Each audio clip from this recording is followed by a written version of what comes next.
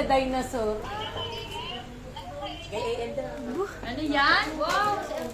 Ah, oh my God. Wow, dinosaur na ba? Lagi sa bag.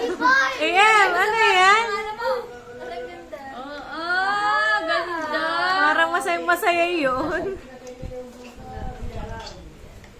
Sasabihin mo kay Ninang.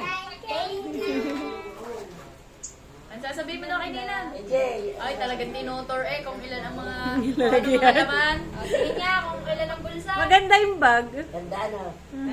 Ano yung bag? Maganda. In-order sa ano? Sa Lazada, ganyan siya.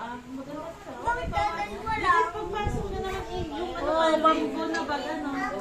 Hindi pa naman sa gamit, sa grade 1 pa. Ginagawa nga lalagyan ng laruan. Tapos bit-bit dito, paikot-ikot. Oh, bakit naman lagi yan ang laruan mo? Dinosaur din. Ano yan? Hingi daw, hingi. Hingi daw, hingi. Asa na regalo ni Tita Yela at ni Tita Ineng? Ay, naku naman. Wala. Meron. Pasensya ka na ha. Meron na Jay. Yay! Eh, wala pa akong pera ah. Dalitin mo na.